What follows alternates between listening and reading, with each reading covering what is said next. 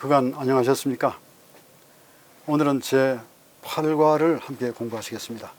총 제목은 보이지 않는 자를 봄이라고 하는 제목입니다. 기억절은 믿음으로 애굽을 떠나 왕의 노함을 무서워하지 아니하고 곧 보이지 아니하는 자를 보는 것 같이 하여 참았으며, 히브리서 11장 27절에 있는 말씀입니다. 오늘은 사실 보이지 않는 자를 믿음으로 본다라고 하는 내용입니다.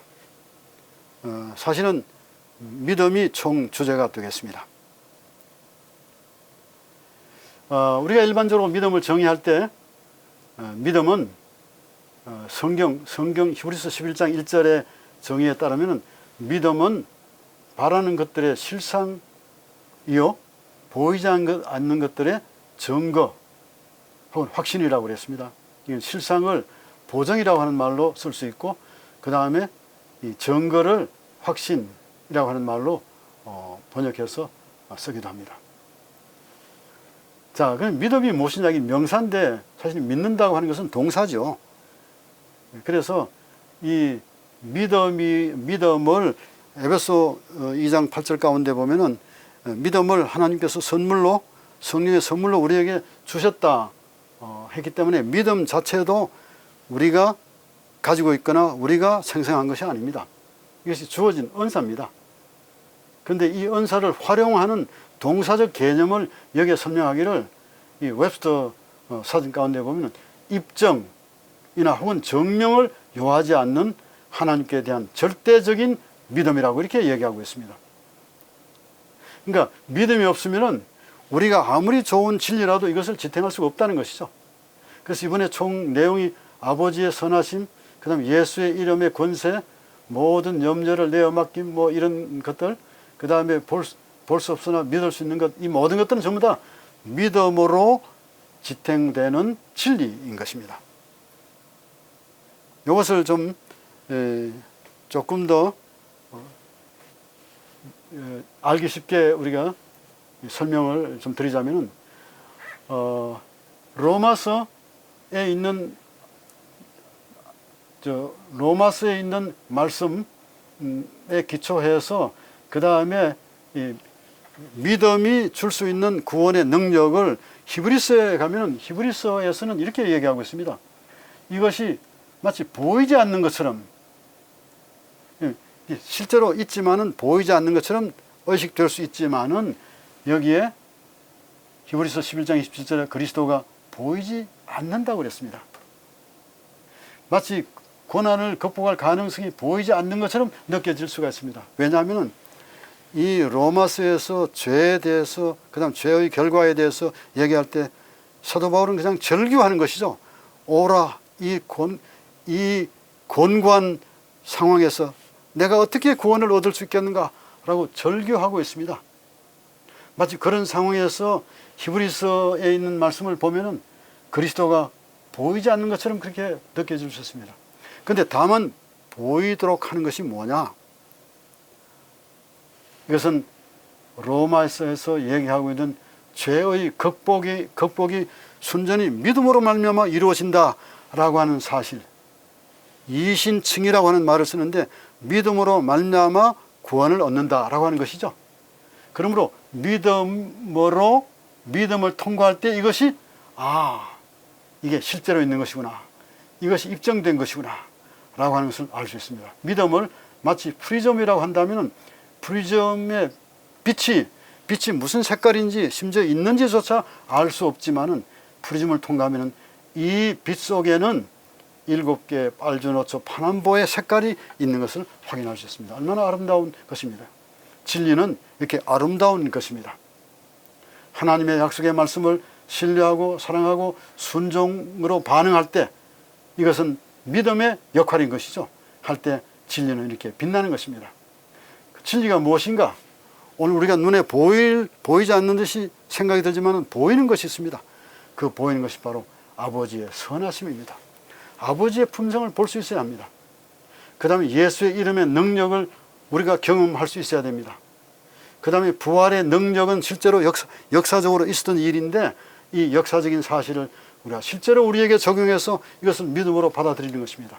그렇게 할 때 우리는 보이지 않는 것처럼 생각이 들지만은 믿음으로 보이는 것입니다. 본다라고 하는 이 개념은 이 헬라 말로 주어진 이 단어는 사실은 그냥 우리가 눈으로만 보는 것이 아니라 인지하고 지각하고 의식하고 그 다음에 아는 것이죠. 이 모든 것들을 본다고 하는 개념 속에서 얘기하고 있습니다. 그래서 이것을 우리가 이해할 수 있고 그것을 받아들일 수 있다는 것이죠. 그 결과 어떠합니까? 믿음으로 우리는 모든 것을 맡길 수 있고 그 다음에 볼 수 없어도 이것을 우리가 수용할 수 있다는 것이죠. 자, 그러면 우리가 믿음으로 무엇을 볼 수 있습니까? 보이지 않는 것은 또 무엇입니까? 우선 첫 번째는 하나님의 풍성하심입니다. 하나님은 풍성하시다. extravagance라고 하는 말은 하나님은 과분하시다는 것입니다. 과한 선물을 우리에게 주시고 과한 축복을 베풀어 주신다라고 하는 얘기죠. 하나님이 왜 선하신 분이신가? 근데 이것에 대해서 많은 사람들은 의심합니다. 하나님은 선하신데 왜 이런 일들이 우리에게 일어나는가? 그런데 하나님의 선하심에 대해서 의심하는 두 근거가 있습니다. 그것은 바로 이렇습니다. 좋은 것에 대한 우리의 생각과 하나님의 생각이 다르다고 하는 것입니다. 아버지의 생각과 7살 먹은 아이의 생각이 다르다는 것이죠. 다를 때 하나님은 선하지 않다거나 혹은 하나님의 선하심에 대한 의심을 하게 되고 아버지의 그 부성적인 역할에 대해서 의심하게 되는 것이죠.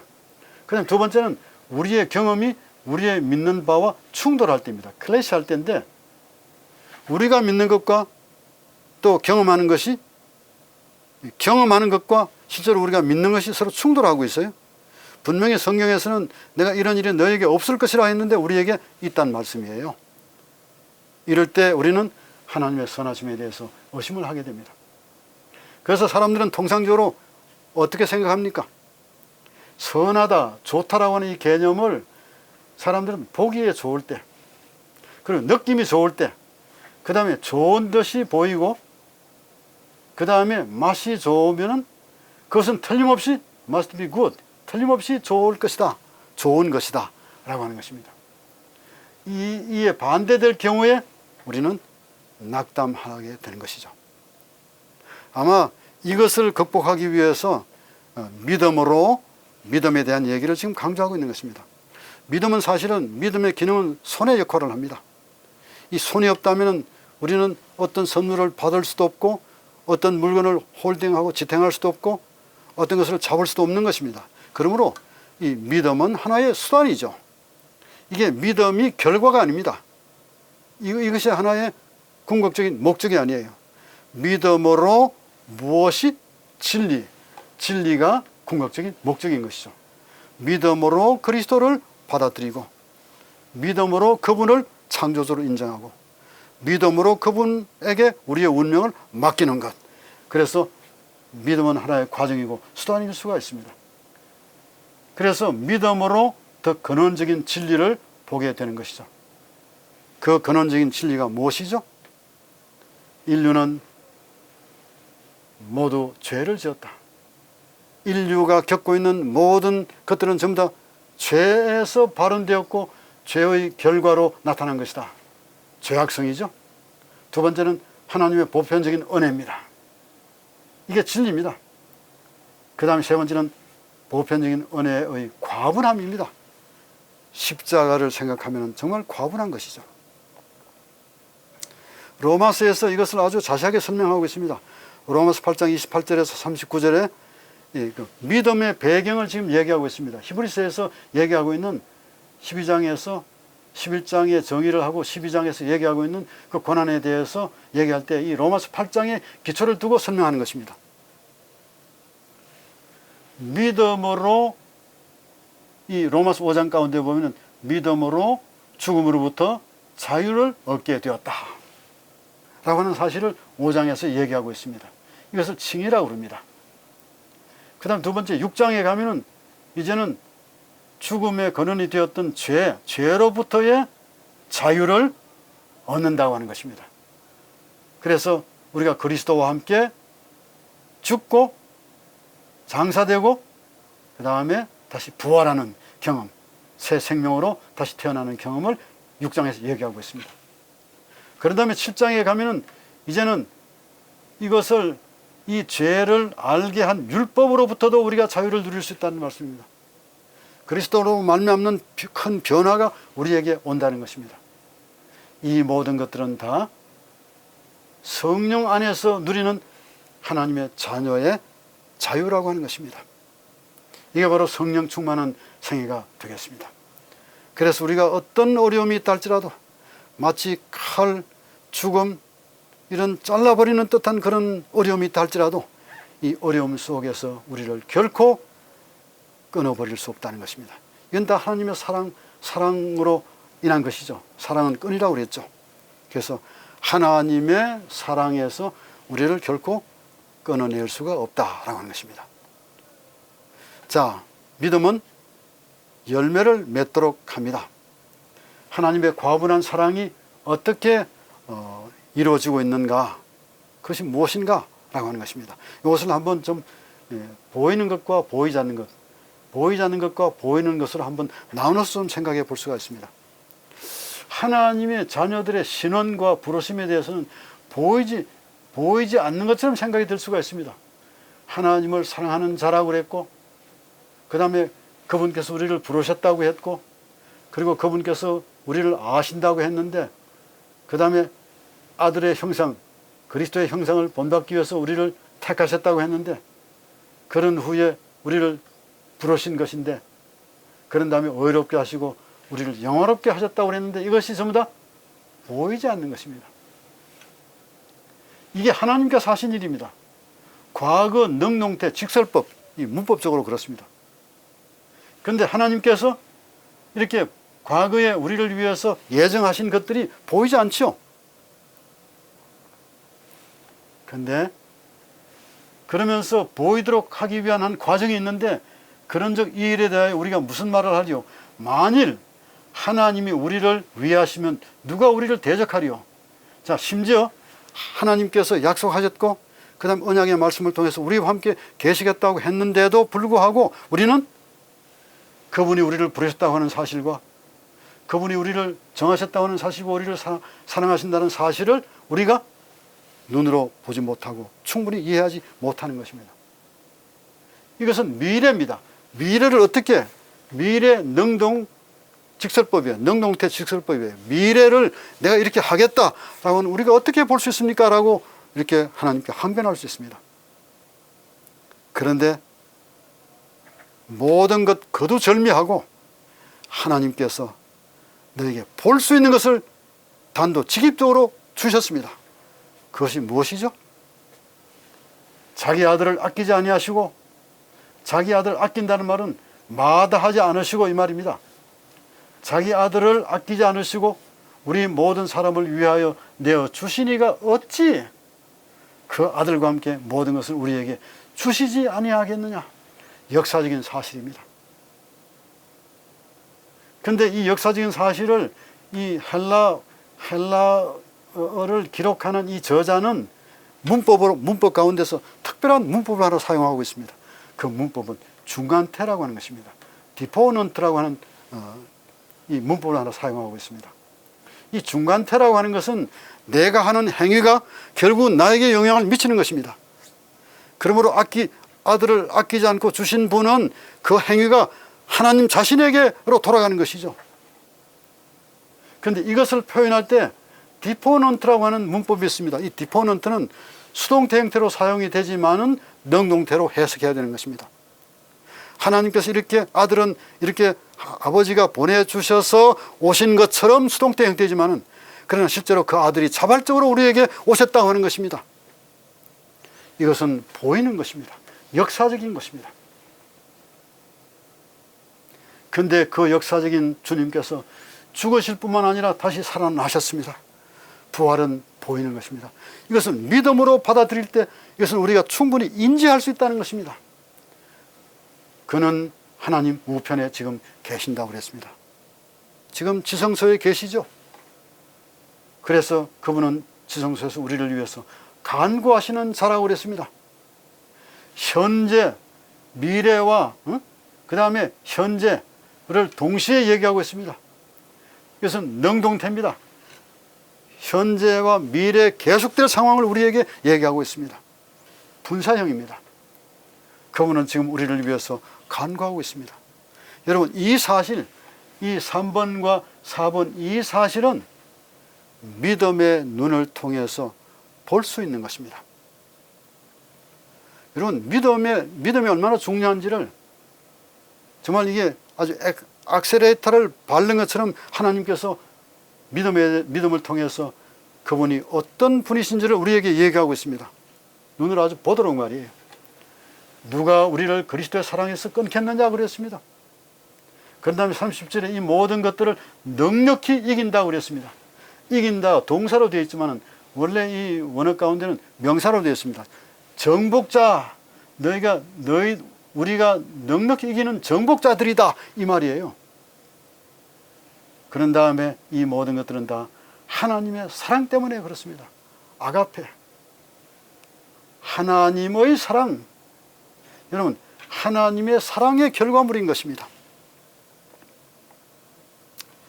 이제 이 하나님께서 우리와 함께 계시죠. 이제 눈에 보입니다. 믿음으로 눈에 보입니다. 그분이 누구죠? 예수 그리스도입니다. 예수의 이름을 통해서 우리는 그분을 볼 수 있습니다. 빌립이 하나님을 보여달라고 할 때 나를 본 자는 아버지를 본 자라고 그랬습니다. 그러므로 그리스도 예수를 우리가 볼 수 있어야 합니다.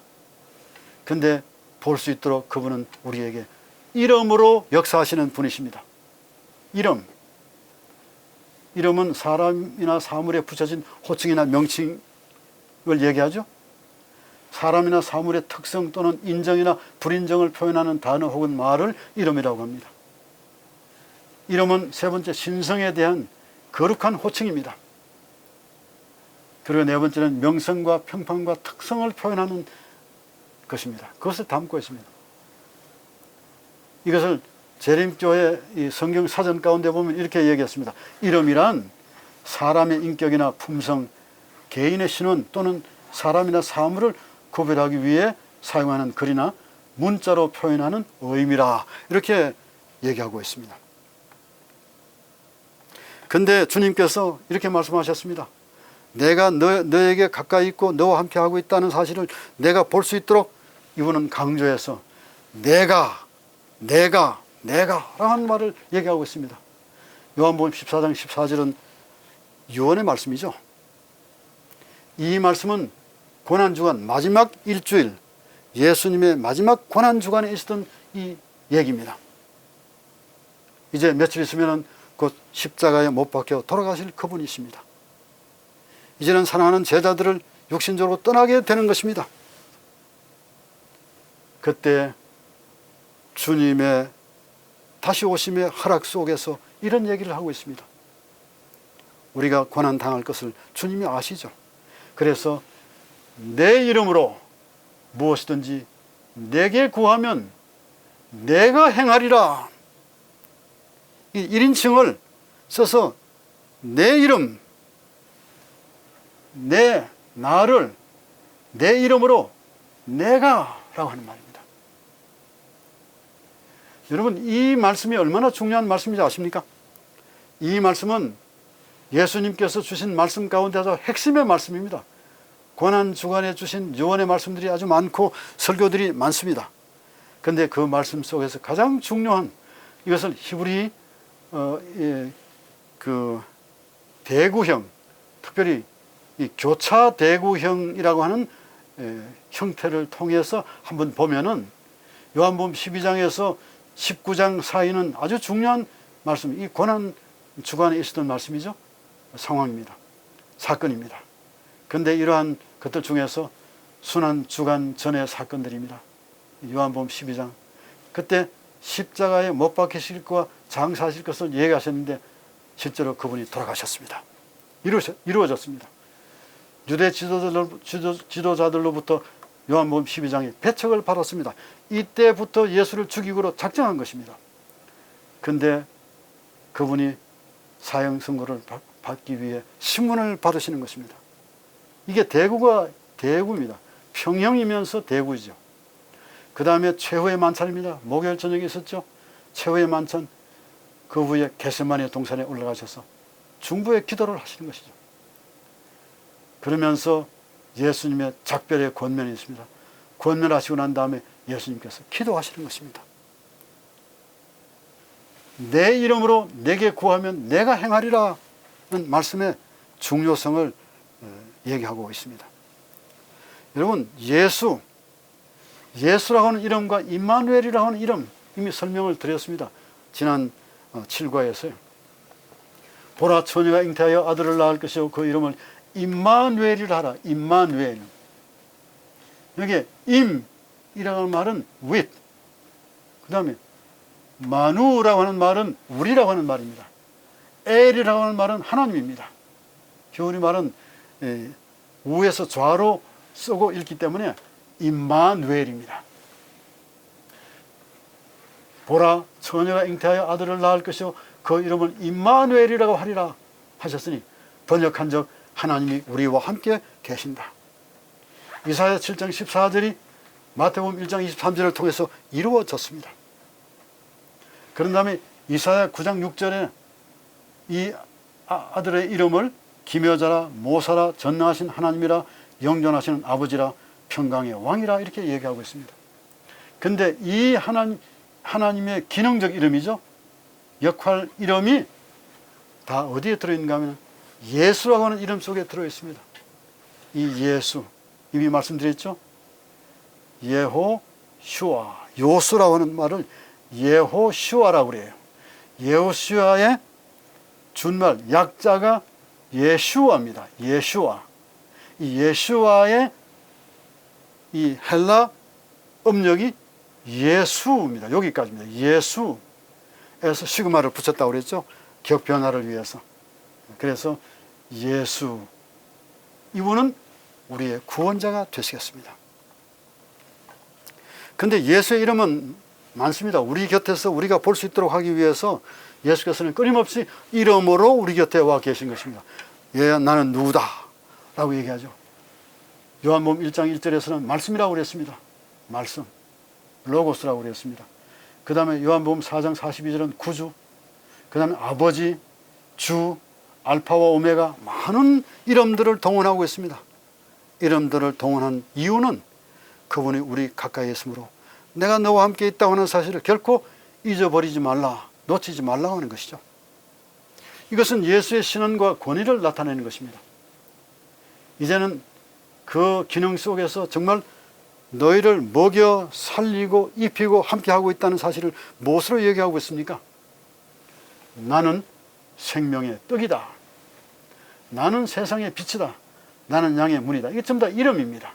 선한 목자다. 나는 부활이다. 나는 생명이다. 길, 진리, 생명, 참 포도나무, 전부 다 이름에 해당되는 것입니다. 나는 누구다. who, what이 아니고 who입니다. 나는 이런 사람이다. I am, I am, I am, I am, I am, I am. 에고 에이미, 헬라말 에고 에이미 계속해서 나는 이다, 나는 이다. 헬라말로 나는 이다, 나는 이다, 나는 이다. 나는 이다, I am, 나는 이다, 나는 이다. 무엇이다, 무엇이다. 이러한 얘기를 통해서, 이름을 통해서 우리에게 가까이 오시는 분, 시대소망에서는 이렇게 말하고 있습니다. 그리스도께서는 내 이름으로 기도하라고 제자들에게 명하셨습니다. 그분을 따르는 자들은 그리스도의 이름으로 하나님 앞에 서야 한다. 그들을 위하여 희생하신 희생의 가치를 통해서만 그들은 주님이 보시기에 가치가 있는 것이다. 시대소망 667쪽에 있는 말씀입니다. 그 다음에 그러나 그리스도의 이름으로 기도하는 것은 많은 것을 의미한다. 그것은 우리가 예수의 품성을 받아들이고 예수의 품성을, 그분의 선하심과 그분의 은혜로우심을 우리가 받아들이는 것이죠. 이게 믿음입니다. 두 번째는 그분의 정신을 나타내고 가지는 것입니다. 세 번째는 그분의 사업을 하는 것입니다. 그분의 일에 동참하는 것이죠. 이러한 그것을 통해서 이제 그분의 이름을 통해서 나타나셔서 우리에게 볼 수 있도록 하신 그분께서는 실제로 우리에게 보여주셨습니다. 모든 고난의 끝이 무엇이다 하는 것을 보여주셨습니다. 죄의 그 죄가 끝나고 그리고 찬란한 영광스러운 종말이 어떨 것임을 보여주셨습니다. 그것은 바로 부활입니다. 부활의 권능을 믿음으로 우리가 받아들이는 것이죠. 이렇게 말했습니다. 너희 마음의 눈을 밝히사. 여러분, 이것은 마음의 눈을 현재 밝히고 있습니다. 이것은 믿음입니다. 믿음의 역할이죠. 이거는 분사형입니다. 과거로부터 시작해서 현재까지 진행되는 그런 상태이죠. 근데 이것은 수동태예요. 마음의 눈은 우리가 뜨고 밝히는 것이 아닙니다. 이건 성령께서 역사하셔야만 된다는 것이죠. 그래서 그의 부르심도 마찬가지입니다. 부르심의 소망이 무엇인가? 성도 안에서 그의 기업의 영광의 풍성함이라고 그랬습니다. 풍성한 영광이라고 그랬습니다. 여러분, 이 영광, 헬라말로 독사라고 하는데, 이 독사라고 하는 이 영광은 그리스도의 이름인과 동시에 그리스도의 품성이고 그리스도의 위격에 해당되는 것입니다. 그분은 거룩하시죠. 영광스러운 분이십니다. 이것이 바로 그분의 힘입니다. 이게 바로 위력입니다. 그것을 통해서 그분이 뭐 하셨습니까? 죽은 자 가운데서 다시 살아나셨습니다. 이건 바로 그분이 자신이 부활하심과 동시에 부활 그 자체가 능력이 있다는 것입니다. 이것을 우리가 믿음으로 받아들이면 그분은 보이지 않는 것처럼 우리가 생각해 왔던 그분을 우리가 볼 수 있게 되는 것이죠. 그의 능력이 그리스도 안에서 역사하사 죽은 자들 가운데서 다시 살리시고 하늘에서 자기 오른편에 앉히사 모든 통치와 권세와 능력과 주권이 이 세상뿐 아니라 오는 세상에 일컫는 모든 이름 위에 뛰어나게 하셨다고 그랬습니다. 여러분, 에베소 교회가 당면하고 있는 큰 문제가 있습니다.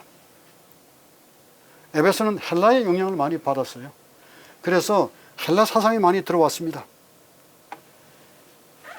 이 에베소 교회가 겪고 있는 그 가운데서 그리스도의 부활도 믿지 않고 그 다음 천사의 존재도 믿지 않는 사람도 있고 심지어 천사를 하나의 어떤 보혜사로 생각하는 그런 사람들도 있었습니다. 이것들은 잘못된 헬라 사상의 영향을 받은 에베소 교인들의 모습이었습니다. 그런 중에서 이 부활이 얼마나 위대한 역사이고 우리가 볼 수 있는 사건인지 믿음을 통해서 보도록 그렇게 얘기하고 있습니다. 여러분, 구약과 신약에는 많은 부활과 관련된 얘기들이 있습니다. 부활은 역사적인 사실입니다. 그래서 부활의 능력을 경험한 사람들이 많습니다. 사르밧 과부의 아들도, 그 다음 수넴 여인의 아들, 엘리사의 뼈에 대한 시체가 살아난 얘기, 엘리사의 묘의 얘기죠. 회당장 야로의 딸, 신약에서 나인성 과부의 외아들이 살아났죠.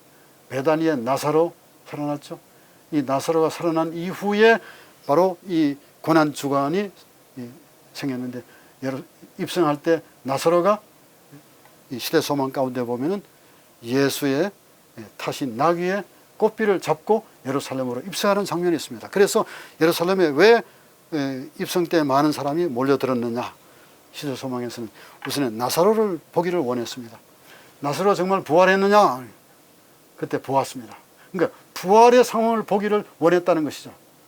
그 다음에 성도들이 십자가에서 십자가 사건과 함께 부활 사건이 있었습니다. 특별 부활이죠. 요바의 다비다 도로가가 살아났습니다. 드로아에서 졸다가 떨어져 죽은 유두고가 살아났습니다. 이러한 역사적인 사실들이 있습니다.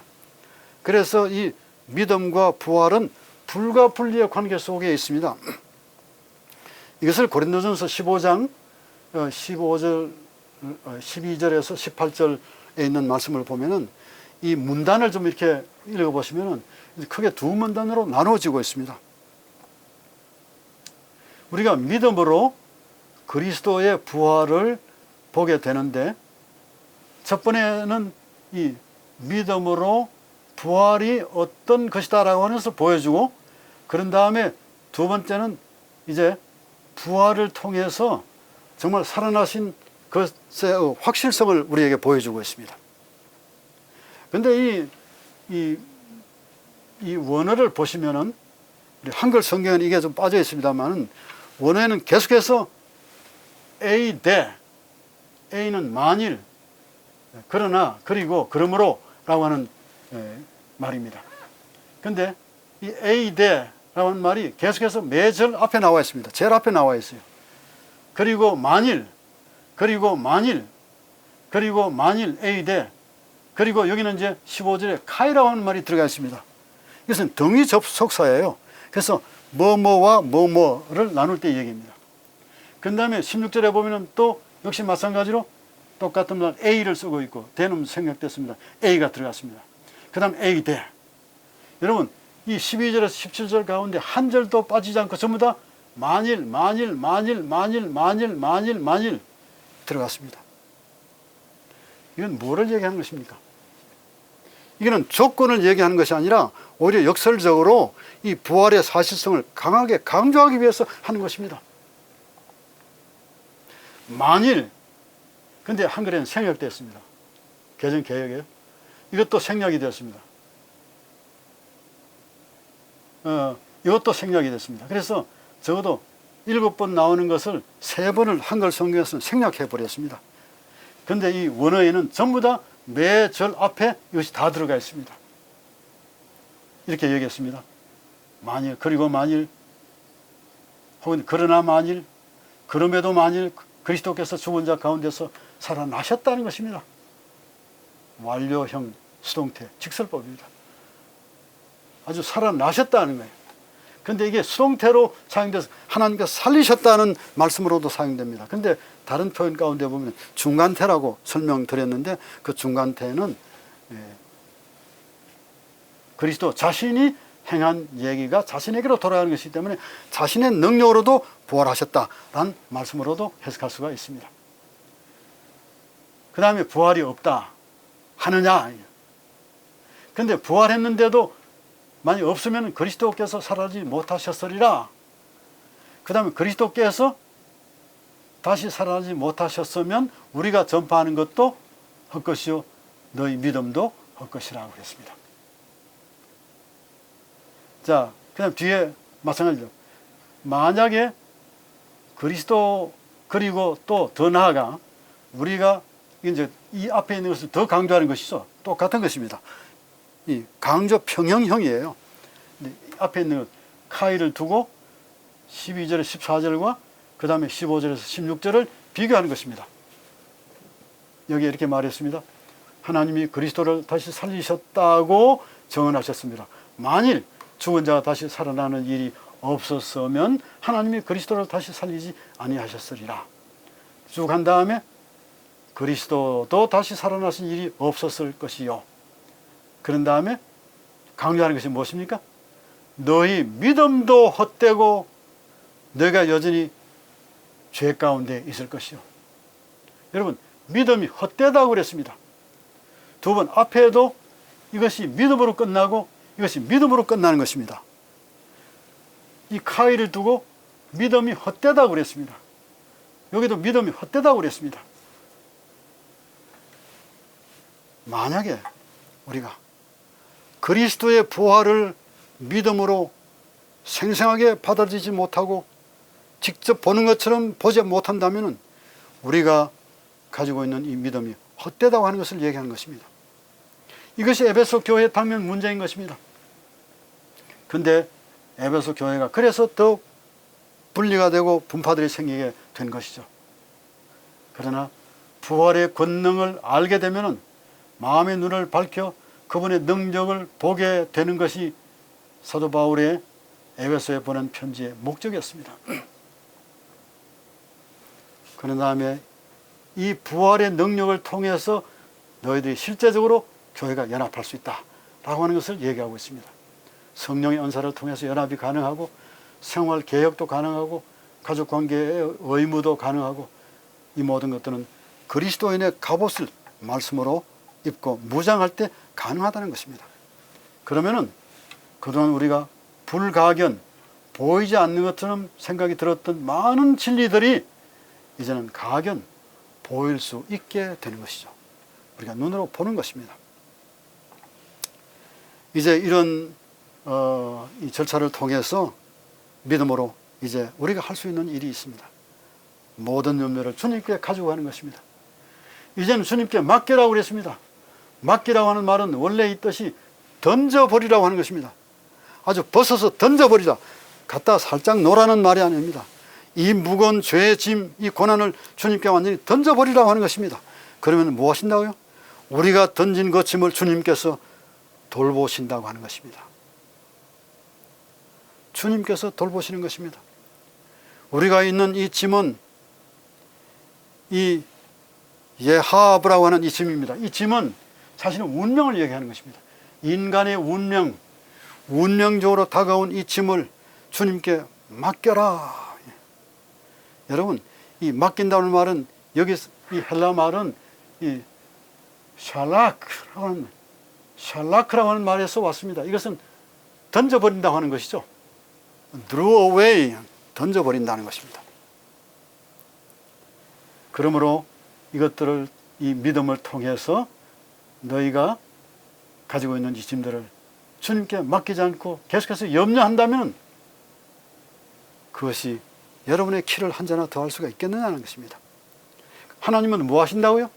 이 모든 것들을 맡기려고 하는 짐과 던져버리려고 하는 이 짐을 아시는 것입니다.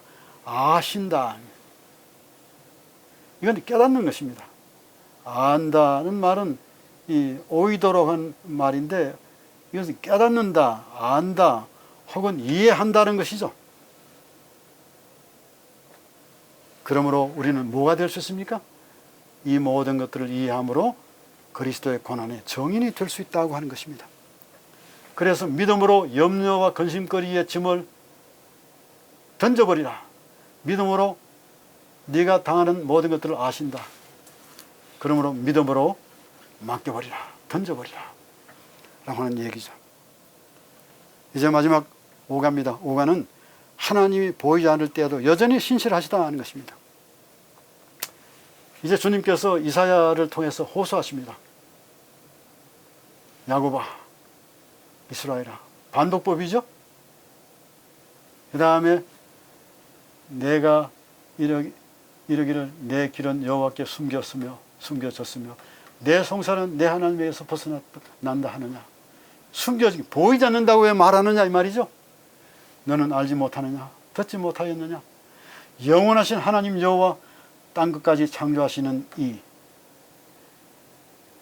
이는 피곤하지 않으시고 곤비하지 않으시며 명철이 한이 없으시며 그리고 능력을 주시며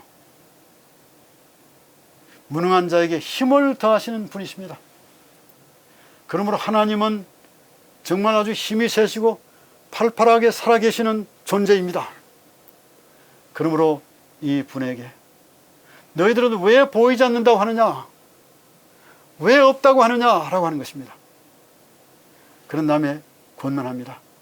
오직 여호와를 앙망하는 자는 새 힘을 얻으리니 독수리가 날개치며 올라감 같을 것이요 다른 박질하여도 곤비하지 아니하겠고 걸어가도 피곤하지 아니하리로다 그랬습니다. 하나님은 영원하신 분이십니다. 영원은 생명의 길이만을 얘기하는 것이 아닙니다. 하나님의 존재 자체를 얘기하는 것입니다. 알파와 오메가라는 말도 100% 맞는 것은 아닙니다. 알파는 시작이 있고 오메가는 끝입니다. 그러나 알파와 오메가라고 하는 말을 쓰신 이유는 그분은 처음부터 끝을 다 아시고 추정하시는 분이시기 때문에 그랬습니다. 나는 스스로 있는 자라고 했기 때문에 그분은 처음도 없으시고 끝도 없으신 것입니다. 우리가 생각하는 처음과 끝은 한계가 있습니다. 그러나 하나님은 영원하신 분이십니다. 그분은 우리를 창조하신 아버지 하나님이십니다. 지으신 분이시기 때문에 모든 것을 아시죠. 그분은 우리를 돕기에 피곤하지 않는 분이십니다. 하나님은 이렇게 우리에게 얘기하셨습니다. 교회정원 3권 555쪽에 엘렌 G. 화이트는 하나님에 대해서 이렇게 이야기했습니다. 우리가 당하는 시련, 의심과 반대의 세력으로 더불어 투쟁하는 중에 믿음은 굳건하게 살아난다. 이러한 시련을 통과해서 얻은 체험은 가장 값비싼 진주보다도 더욱 가치가 있다. 여러분, 믿음을 통해서 주님을 바라봄으로 우리는 모든 것들을 극복하고 승리의 그리스도인들이 될 수가 있습니다.